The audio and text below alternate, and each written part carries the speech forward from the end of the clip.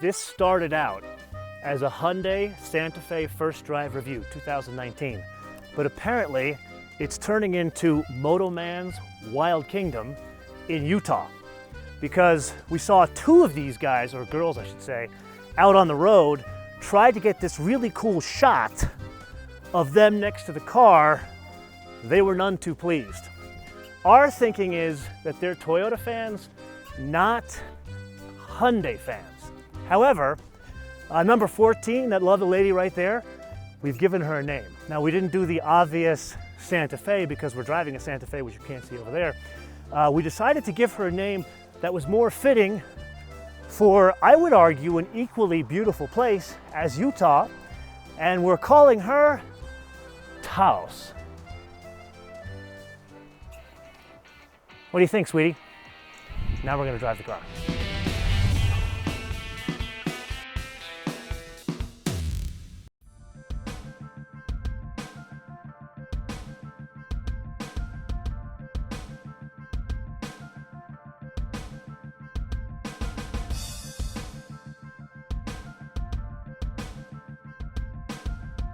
Okay, see, I wasn't making this up. There really is cattle just roaming in the random streets of Utah. Oh, you got some babies over there. Is that what you're doing? You're trying to get them over here? Hi, bye guys.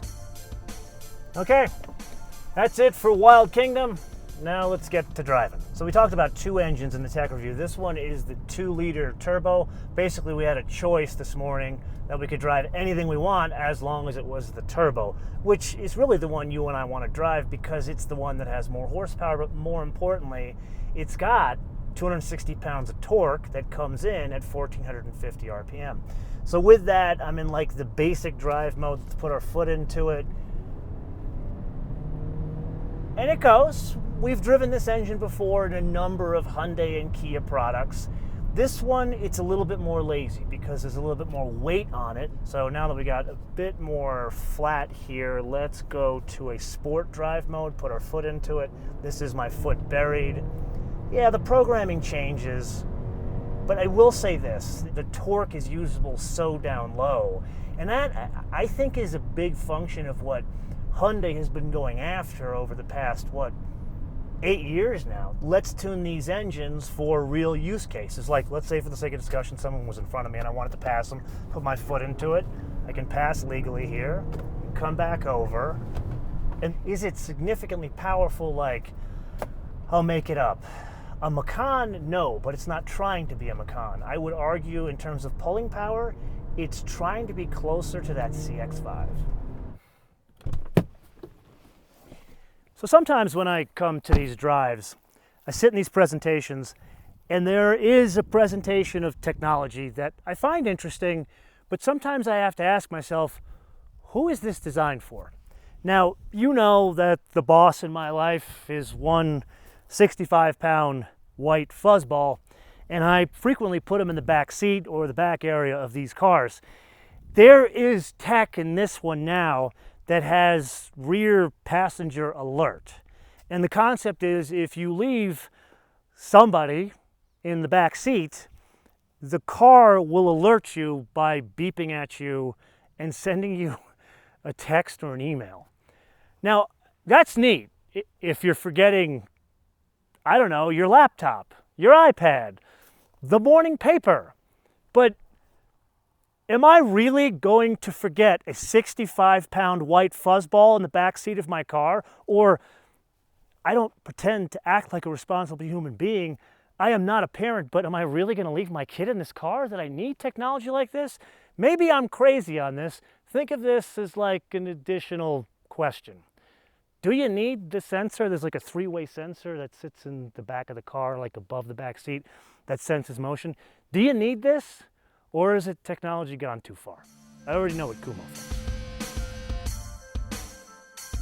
I have to take my hat off to the folks at Hyundai for having the balls to let us loose in these cars on some stunning roads here, because it's really not designed for this kind of stuff.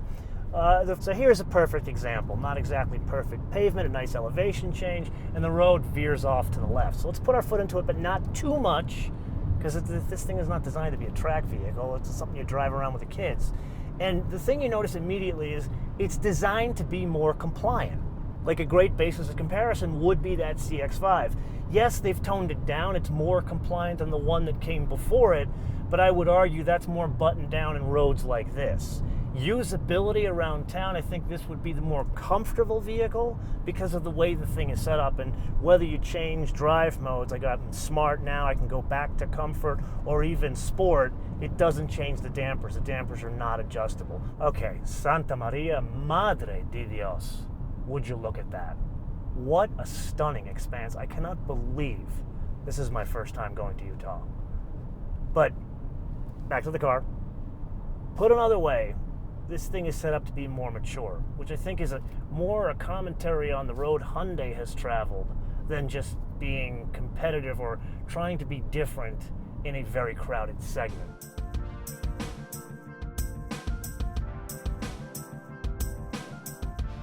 Okay, so you and I are driving a sport utility vehicle, otherwise known as a baby buggy. It's the day before the shoot, and I'm making my way around Park City because I've never been here before. And I stumbled upon a Park City museum, which is half a history museum and half a skiing and mining museum. Now, the mining stuff is interesting, but I found something incredibly cool that is like an early utility vehicle, and I would argue it's a sport utility vehicle. That behind me is a skier's subway.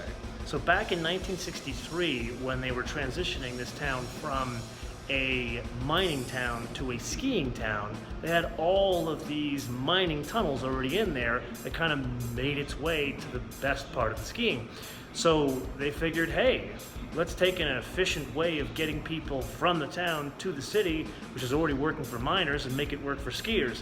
So this thing here, which was like a New York City subway, kind of like 3/4 scale, would take skiers through 3 miles of mine shaft. Think about that, in the winter, when there's water coming down through the mine shaft, and you've got skis with you, you make your way out to the other side of the mine shaft, and then there's an elevator that takes you up to the top of the run. Imagine trying to do that today at like Vail, Park City, or anywhere else you go to ski, a skier subway. This thing only ran 4 years because no one liked it, but I think today, with some technology, that could be pretty cool. So it's that time again, my attempt at being prudent, which means back seat for me. Now, we've done this test before, and that means that seat is where I would sit as a 6-footer, which means as a 6-footer back here, shockingly, somewhat a lot of room. And this is a compact SUV, so this is not something that's going to compete with an Armada. This competes with what? A Cherokee, an Outback, an Edge, so kind of a 2-row deal. And this is quite comfortable. Now, something that I've noticed that's interesting, it's got a map pocket back here, which I conveniently put some like Hyundai Marcom materials back here to kind of use it, but not over on that side. There is some flash material, even though they only do the one map pocket. Number one, there are heated seats in the back. That's like a Hyundai hallmark that started with the Sonata back in, 2010, then went to the Elantra in 2011, and now in Santa Fe's. And then this is a big one, and I know this is a huge thing for Jill Simonello, and that's power ports in the back. So this one has 2 USBs, so it looks like a SIG plug, but really it's a USB. So there's one for each person back here so they can charge their phone. It does not run into the system, so you can't run music from this to the system. The guy who is the product planner for this thing went on and on and on in the presentation about the headliner. Notice the headliner. And I got to agree with him. It's not Alcantara, and it's not trying to be Alcantara, but it makes it a much more pleasant place to be, especially considering it's got this panoramic sunroof, which doesn't end like halfway over my head. It ends behind my head. Kudos to Chris Chapman and his folks on the sides of this opening. Man, this is kind of a nice place to be, and I'm a little shocked because I wouldn't expect this in a compact SUV. Another thing I wouldn't expect in a compact SUV is the shades, like the mafioso shades. Pretty cool. So normally when we go on these things, whether it's like on a track or off-road like this up here, it's usually like real-world race car drivers, people that know how to do this. but this is the first time I've ever seen the CEO of a car company try to go off-road or on it. Actually, have I seen the CEO of a car company do a racetrack? Actually, Dieter Zicha, I saw him do a track thing at Mercedes, but this is the first time I'm seeing one off-road. That's Kenny. He's the CEO of Hyundai North America, and he's taking a Hyundai Santa Fe up the trail, and we're going to do it right after him. This isn't full-on off-road. This is definitely like a fire trail, but come on, man. This is a 39 grand, because this is a turbo 2.0T Ultimate, so this is the most you can get, and we're taking somebody else's gas, somebody else's tires, and somebody else's underside of the car. So now, full disclosure, I do have the all-wheel drive lock on, and I do have some nice momentum going here. I'm definitely keeping the RPMs up, somewhere between 2,000 and 3,000 RPM, and we make it to the top of the hill. Not bad, people, not bad at all. Now I'm letting the hill descent control go, so I'm going to take my foot off the brake and see how this goes. Okay, please do not try this at home. My foot is completely not on the brake at all. Let's put the seat back so I can show you that this is 100% hill descent control. Okay, here we go. 100% hill descent control off-road. So now we're in a bit of a rut. Off to the right. Let's go over a rock. We're doing rock climbing in a baby buggy. Didn't think we'd ever do that, did you? Okay, hill descent control. I thought it almost switched off there for a second. That was a little bit fast. I think I should put the brake on now. Please don't try that at home, but that was incredibly fun, wasn't it? This is Trevor. Come here, Trevor. Did it work or did it not work? Okay, did you not tell me, to lean in so they can see you better, did you not tell me that I need to try the hill descent control? It depends. Is anything leaking? Well, I don't know. We haven't checked that at all.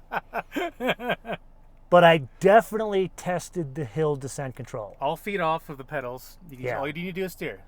After Kenny sees this footage, there's a very high likelihood you're going to get fired. But he's a good man because he has multiple motorcycles and he's owned an S2000, so we like him.